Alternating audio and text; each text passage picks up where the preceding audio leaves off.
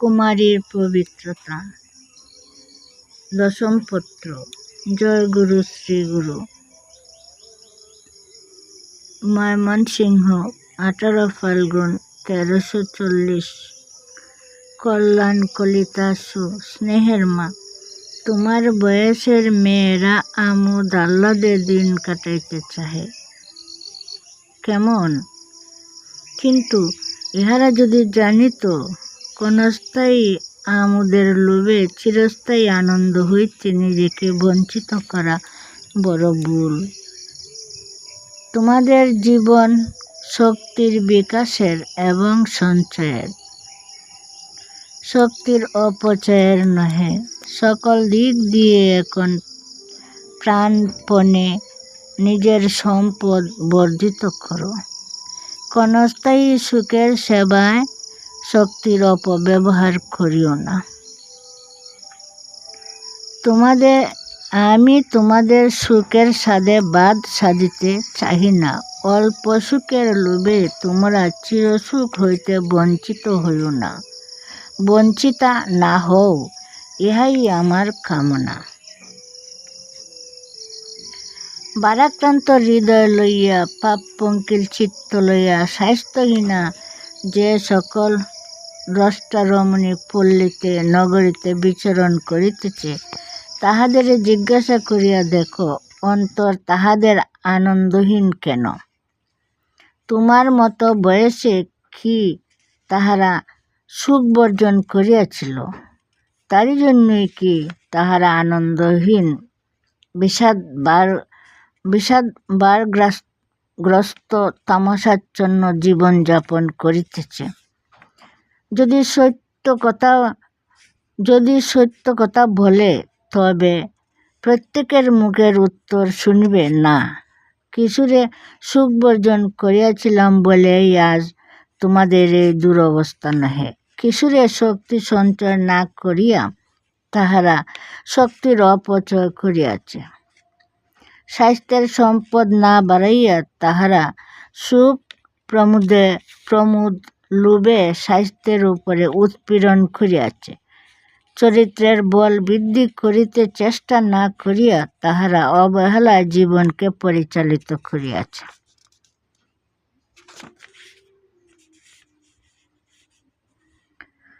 তাহাদের বর্তমান নিরানন্দ অন্ধকারের উৎপত্তি ওইখানে।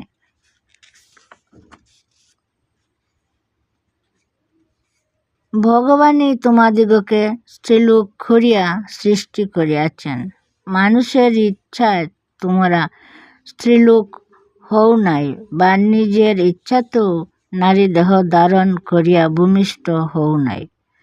ভগবানই তোমাদিগকে পাঠাইয়াছেন তাহার মঙ্গলময় কোনো মহৎ উদ্দেশ্য সম্পাদনের জন্য। সেই উদ্দেশ্য তোমার জীবনে কিভাবে ফুটে উঠিবে, তাহার অনুসন্ধান করাই সর্বপ্রধান আনন্দজনক বিষয় হওয়া উচিত। নাট্যলীলা দর্শন নহে।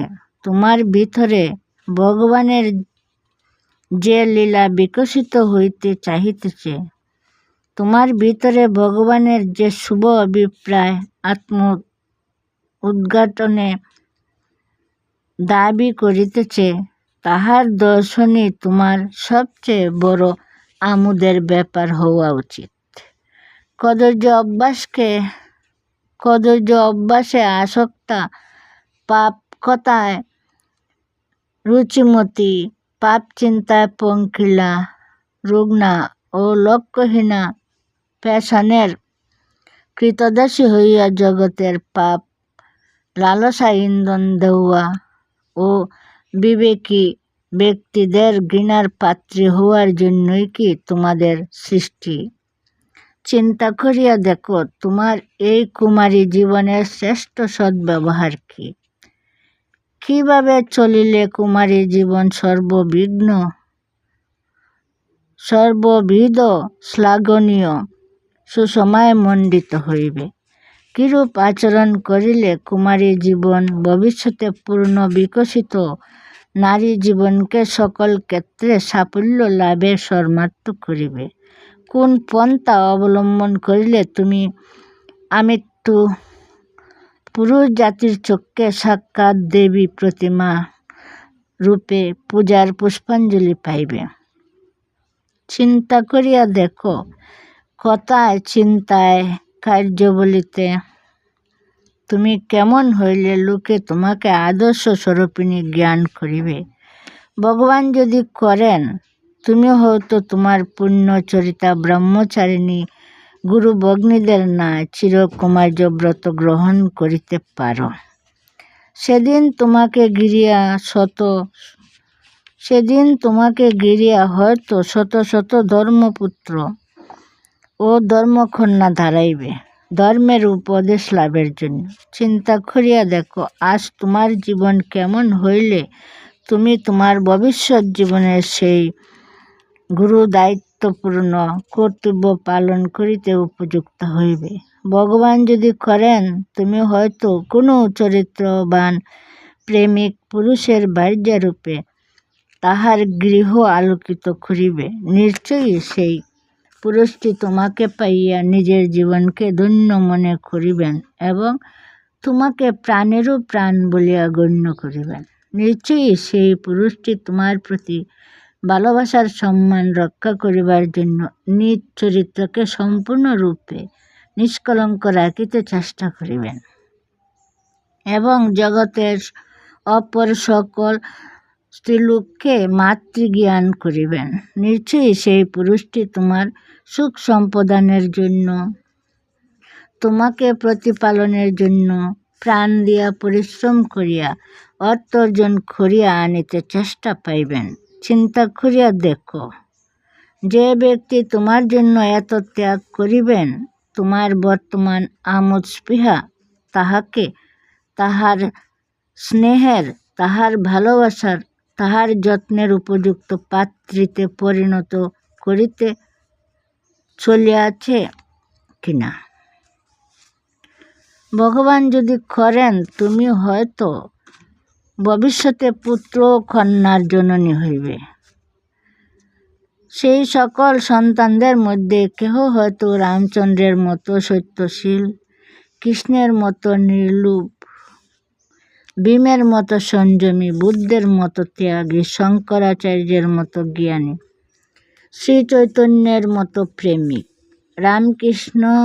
রামকৃষ্ণের মতো উদার ও বিবেকানন্দর মতো কর্মী হইবেন। আজ তুমি গভীরভাবে চিন্তা করিয়া দেখো, বর্তমান জীবন তোমার তেমনভাবে পরিচালিত করিতেছ কিনা। যেভাবে জীবন চালাইলে এমন সকল ত্রিলোক উদ্ধারকারী সন্তানেরা তোমাকে মা বলিয়া ডাকিলে মা কথাটার অপমান হইবে না। স্ত্রীলোকের দেহ এবং মন ক্ষণিক আমোদে মজিয়া পচিয়া গলিয়া প্রতিগন্ধময় হইলেই তাহার কর্তব্য উদযাপিত হইল না।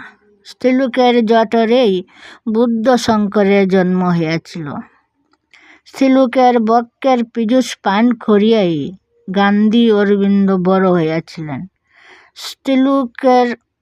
স্ত্রী দেহকে আমি পবিত্রতার খনি বলিয়া মনে করি এবং এজন্য স্ত্রীলোক মাত্রকেই জগন্মাতার প্রতিমূর্তি জানিয়া